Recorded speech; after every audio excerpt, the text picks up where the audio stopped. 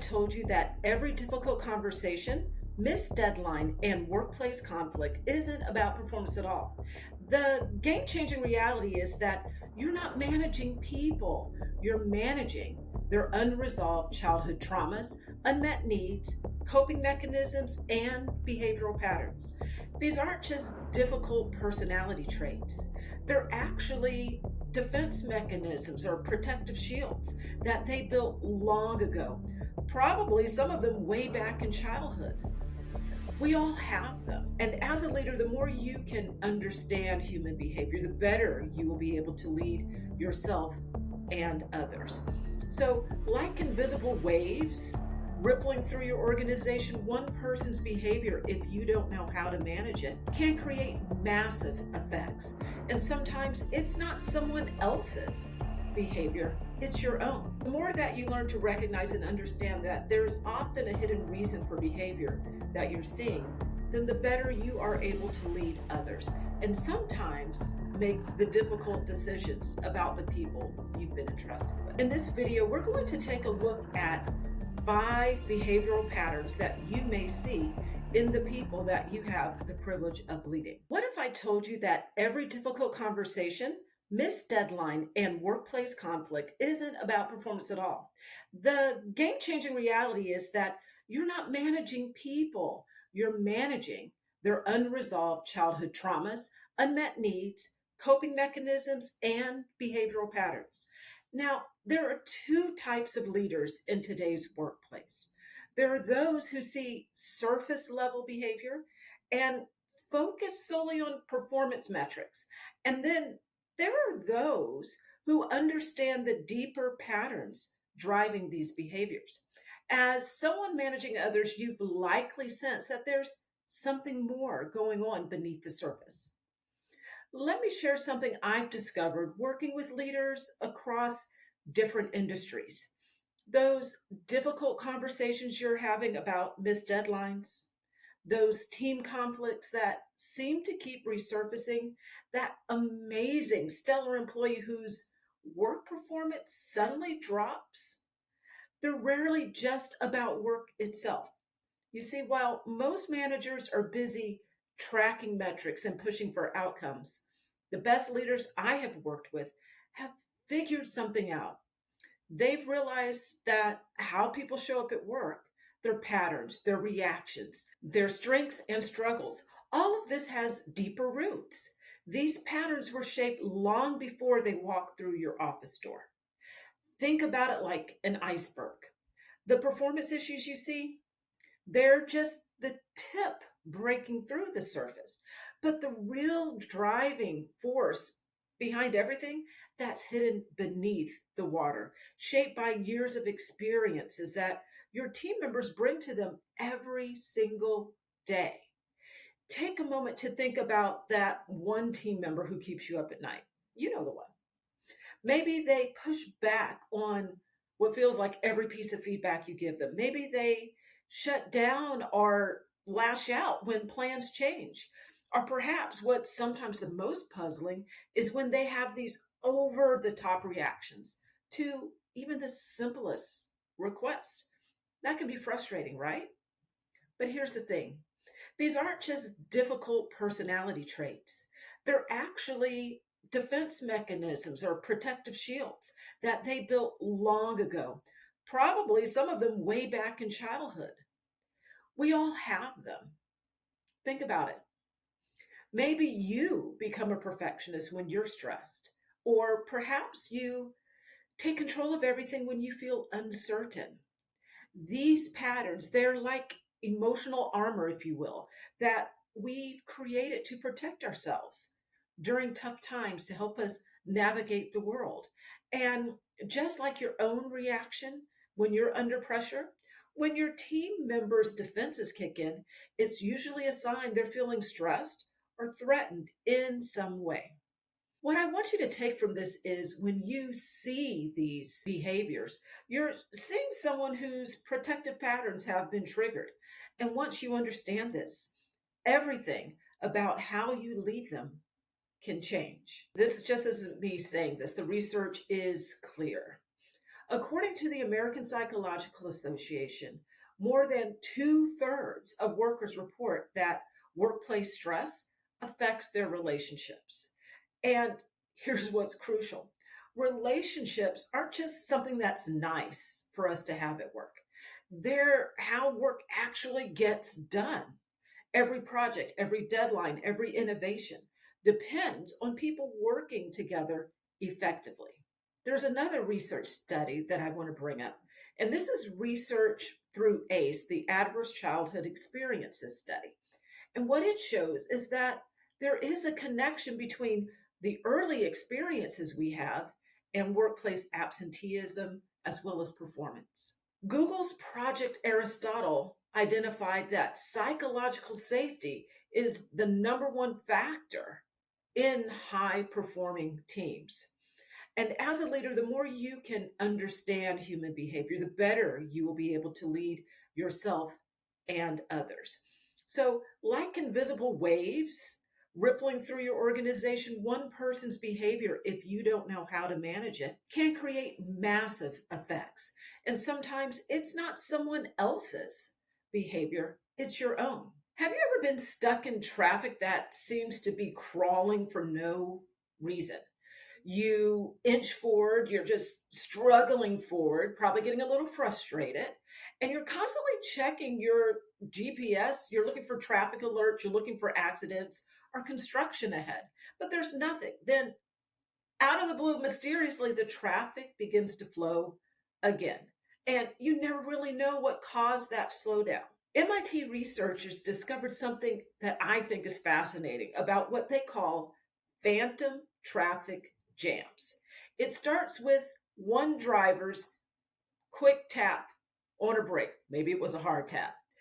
Perhaps this person was checking their phone, which they shouldn't have been, or they got too close to another car. The next driver, the one behind them, brakes a little harder, and the next even harder. And it's like a game of telephone that has gone totally wrong. These tiny actions or these breaks, they create a wave of braking that moves backwards through traffic. And what MIT found is that traffic slows down as it moves backward 12 to 15 miles an hour. And this causes cars to stop completely miles behind the original brake tap. What appears to be random is actually a perfect mathematical pattern. Each driver has a natural instinct to close the gap, to match speeds.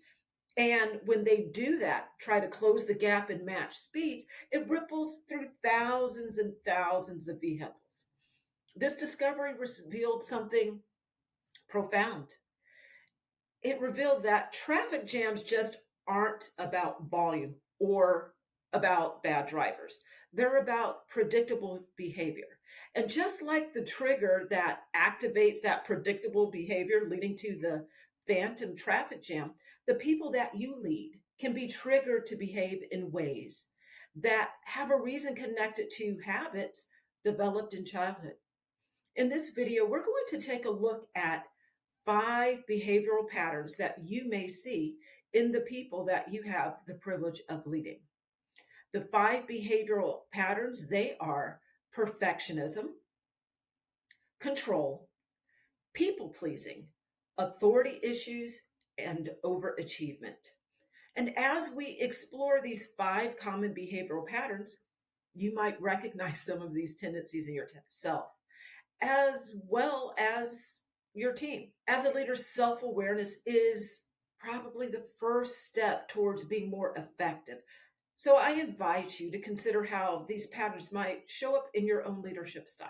Let's start with perfectionism. And this is one that I personally know about. Good isn't good enough. Better isn't better enough. And perfect is impossible.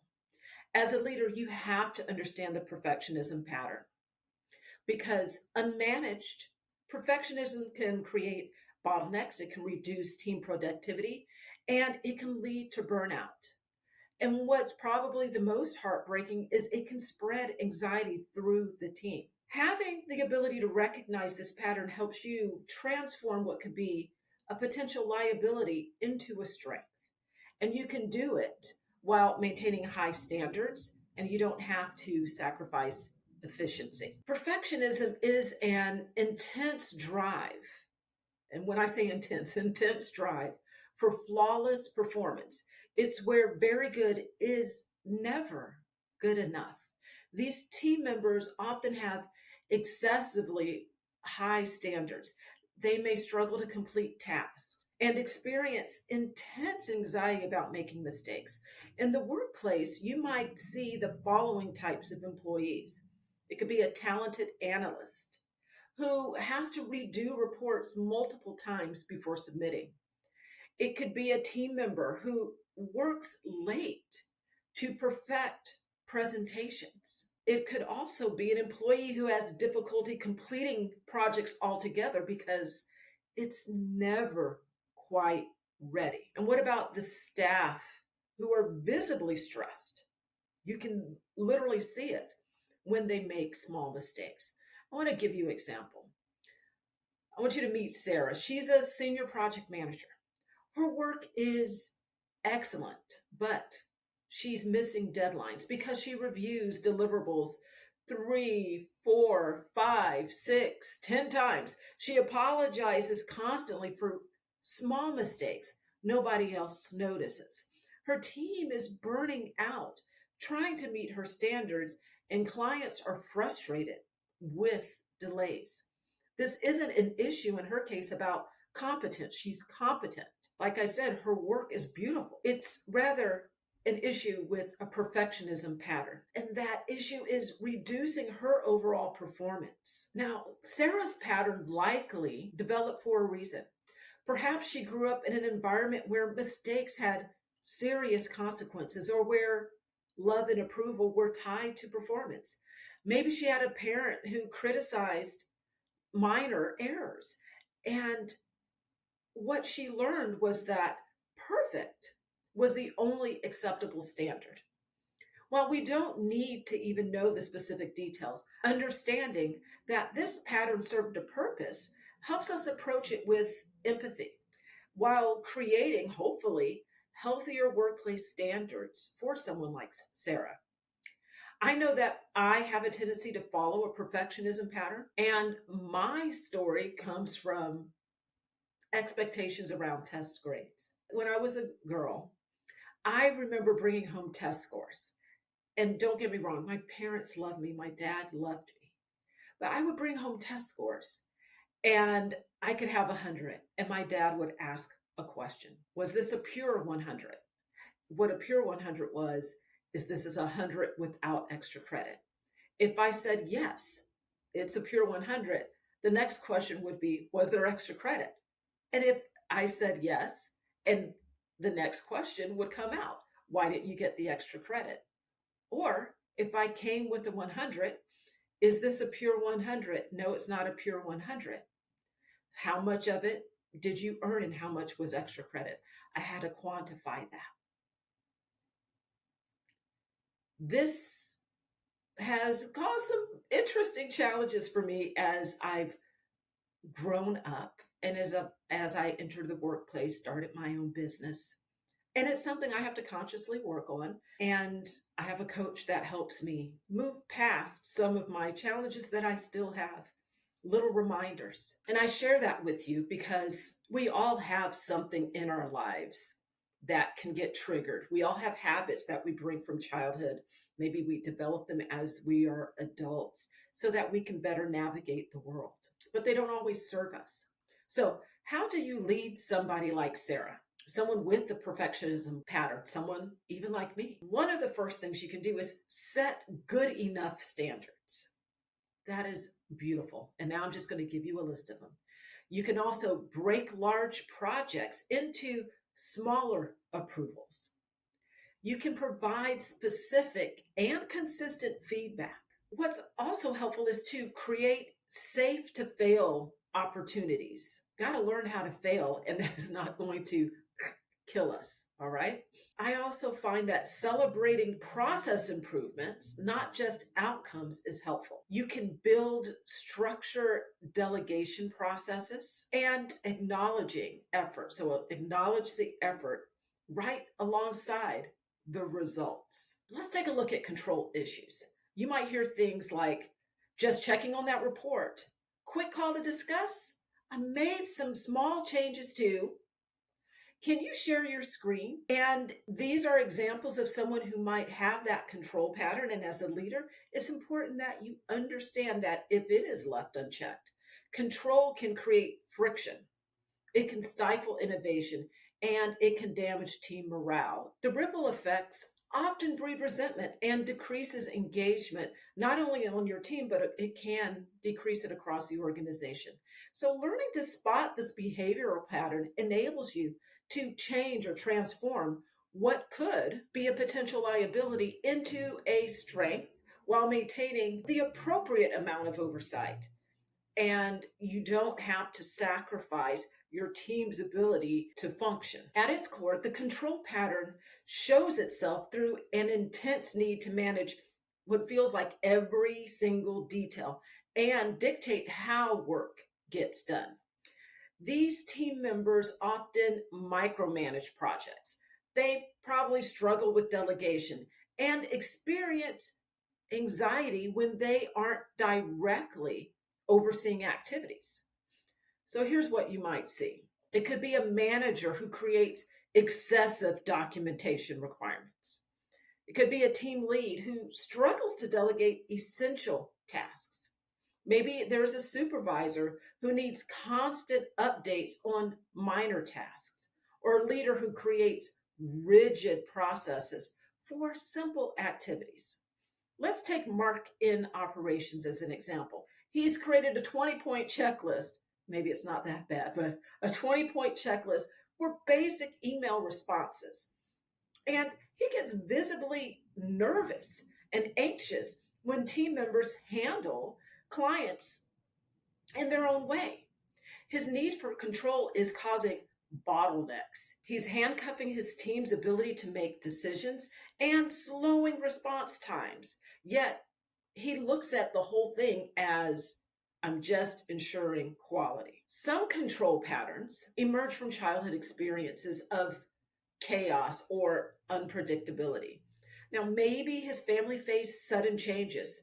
It could be financial instability, it could have been frequent moves, or maybe he had unreliable caregivers. His need for all of this documentation and need for control likely developed as a way to create security for himself and to prevent unwelcome surprises. This understanding helps us build support and structure while also building flexibility. So, how do you lead someone with the control pattern? One of the first things you can do is provide advance notice of changes. You can create detailed change management plans, can allow this person to have ownership of specific areas. If you establish clear communication rules, that's helpful. Share the big picture, give them context regularly. Build trust through consistency. And you can also create structured autonomy. The next behavioral pattern we're going to look at is people pleasing. Here are some things you might hear with that one. Yep, no problem. Sure, I can do that. I'd be happy to take that project on. Of course, I am excited to be a part of it. If you know someone that says those type of things on a regular basis, then you may be looking at someone with the people-pleasing pattern. When unaddressed, excessive people-pleasing can lead to overcommitment. It could lead to hidden resentment. It can lead to eventual burnout. This behavior inevitably creates unsustainable workloads and it will deteriorate team dynamics. Identifying this pattern early on will help you transform what could be detrimental into a strength, all while maintaining healthy relationships. And it can be done without sacrificing personal boundaries. Now, beneath the surface, so remember, we've got that iceberg. Beneath the surface, the people-pleasing pattern, it is really manifesting as a need, a compulsive need to say yes and keep others happy. And this happens at their personal expense. These team members habitually put others first, and part of it is to avoid conflict at all costs. And many struggle to establish or maintain boundaries. What you may see, it could be that team member who takes on everyone else's work, an employee who agrees to impossible deadlines. Perhaps it's someone who won't speak up about unrealistic expectations. It could also show up as a manager who avoids giving necessary feedback. Let's take a look at Jennifer, and she's in sales. She's your best performer, your highest performer, but is heading straight for a burnout. She takes on competitors' clients that no one else wants. She covers for underperforming teammates. And she hasn't taken a real vacation in 2 years. Her inability to say no isn't a sign of dedication. It's a pattern that's truly unsustainable. And the potential root, the inability to say no, often stems from early experiences where she learned that her worth was tied to helping others. Maybe she was the family peacekeeper, or perhaps she learned that setting boundaries led to rejection. Often children who take on adult responsibilities early on in life develop this pattern. They become the reliable one who never ever disappoints. Having this insight helps us support healthy boundaries, to coach them on how to create healthy boundaries. So how do you lead someone with this people-pleasing pattern? You can help them prioritize their workload, help them create clear boundaries in their roles. You can act as a support in conflict resolution when they're trying to manage differences with others. You can provide scripts for difficult conversations and coach them on those scripts. You can also set and reward healthy boundary setting. So pointing it out, noticing that, and you can help create structured decision frameworks. I think I want to add one more. You can acknowledge their contributions. This might not be the easiest for them, but you can acknowledge their contributions without overemphasizing things or being extra about it. The fourth behavioral pattern we're going to look at is someone with the behavioral pattern of authority issues. You might hear something like this: I'm just thinking critically. Leaders always abuse power. I'll do it your way if you really insist. How will this be used later? These are things that someone with the authority pattern may say. As a leader, you will want to be able to spot the authority pattern because, like everything else, if it's unaddressed, problems can grow. In this case, when the authority pattern is left unchecked or unaddressed, resistance to authority can derail progress on your team and your organization. It can damage team alignment and create unnecessary conflict. This behavior ends up undermining organizational behavior, and it can erode team trust. You want to recognize this early. And when you do, it means that you can take what looks like rebellious energy, and instead of fighting it, you can keep things steady while using their perspective to spot better routes. Now, beneath the surface, the authority pattern manifests as some sort of a deep-seated resistance to being directed or managed. These team members consistently challenge leadership decisions. They often require extensive justification. So they want, tell me why, for routine requests. And they may struggle to operate within hierarchical structures. Now, here's what you might see.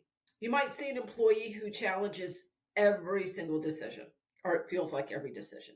It could be a team member who requires explanations for routine requests. It could be a staff member who displays defensive reactions to feedback. It could also be a manager who struggles with directives they receive from upper management. So let me give you an example of this one. Let's say we have a man named Robert. He's an IT director. His technical skills are outstanding, but he debates every strategic decision. He requires lengthy, ad nauseum justification for routine changes, and he gets defensive during performance reviews. His resistance is not really about the current situation. It's a pattern that he learned probably as a child, and it's affecting team alignment and progress today. His resistance to authority typically develops from experiences where things were inconsistent, or maybe it was arbitrary rules in childhood. Maybe he dealt with authority figures who were unreasonable or who used power unfairly. His need for having things justified isn't defiance in this case, it's learned protection. Understanding this helps you, helps me, helps us provide the transparency and consistency that he needs. So, how do you lead someone with the authority pattern? Here's some quick ideas. And some of these ideas are going to require you to grow. Be consistently reliable. Create transparent processes. Where appropriate, include Robert in decision making. Provide rationale for decisions. So, your reasons for decisions. Find ways to allow safe spaces for him to challenge things. You'll also want to maintain clear and firm boundaries. And finally, build trust with Robert through predictable responses. The fifth and final behavioral pattern we're going to take a look at in this video is the achievement focused or overachievement behavioral pattern. You might hear things like this. Yep, we hit our target, but just imagine if we'd started 2 weeks earlier. Or, great start, but what if we doubled it? Let's use this momentum to really crush next quarter. These are all achievement pattern statements that smart leaders need to look out for. Inside high-performing groups, the constant chase for more can create an atmosphere where it seems as nothing is ever good enough. This can lead to burnout and turnover. Before long, morale drops and the team's staying power is not staying. If you catch this early on, you can turn a potential problem into an advantage, all while keeping standards high without wearing people out. You want to watch for team members who never seem satisfied with wins. They're always pushing for the next big things. Now, these folks drive themselves and others beyond sensible limits.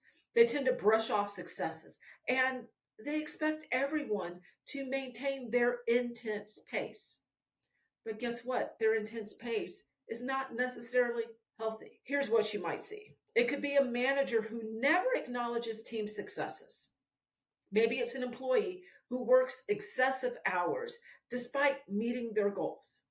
It could be the team member who constantly raises targets after success. It could be a leader who creates unrealistic expectations. It could be a director or VP who keeps changing the goalpost for success. Let's look at someone named Lisa. She's in marketing. Her team just had their best quarter ever, but instead of celebrating, she's already pushing for next quarter's stretch goals. Her team's turnover is increasing because they feel nothing is ever good enough. Her drive for achievement is actually reducing the team performance. Lisa's relentless drive often comes from an environment where love or attention was conditional on achievement. Maybe she was praised only for accomplishments, not effort, or lived in the shadow of siblings where she had to excel to be noticed. This pattern of never enough served a purpose, but now it limits her leadership effectiveness. So how do you lead somebody with the overachieving or achievement-focused pattern? First, set realistic expectations. They should be time-bound, and during this time-bound phase, can't change the mile marker. You could create work-life boundaries. Help them create those. Celebrate incremental wins. Provide regular recognition. Help them develop non-work related identities. And also, you can create more team-based goals. Something I think about and something I hear when I coach others is a fear that paying attention to these different behavioral patterns is a little too much. And people may say something like this: I can't customize my leadership style for everyone's personal history. To which I usually say something like, it's not about creating a unique style, leadership style for each person. Instead, it's really about understanding common behaviors and understanding these patterns. And when you understand them, you then have a flexible toolkit of responses. It gives you the space to be reflective and to really look at those individuals that you're leading. And over time, as you see patterns, and if you're scratching your head, wondering what in the heck is going on, if you have an understanding of some of the patterns, then you are able to adjust your tone between the people that you lead. You can be flexible with your approach while keeping your core leadership principles consistent. Now, some also wonder, won't customizing my approach create some sort of unfairness in the team? Being fair doesn't mean being the same or being identical. Consider parenting different children, multiple children. Each child may need different support to thrive. And that's what you're trying to do, help your employees thrive. But the underlying principle of good parenting, even though you got all of these different children, it remains the same. Similarly, recognizing behavior patterns helps you respond more effectively to different team members while maintaining equal standards. You can probably think of it more like scalability, if you will, more than customization. You're developing pattern recognition, not writing custom code for each employee. And because of it, you're going to have a flexible playbook. You're not rewriting the rules. And in this video, we took a look at the 5 behavioral patterns that I believe that every leader should be able to recognize. Are there more? Yes, there are more. But the 5 we looked at are perfectionism, control, people pleasing, authority, and overachievement. The more that you learn to recognize and understand that there's often a hidden reason for behavior that you're seeing, then the better you are able to lead others and sometimes make the difficult decisions about the people you've been entrusted with. Behavior you don't understand is not just out of the blue behavior. Like the phantom traffic jam I mentioned at the beginning, there is always a reason. And as a leader, it's your job to have some basic knowledge about potential reasons why.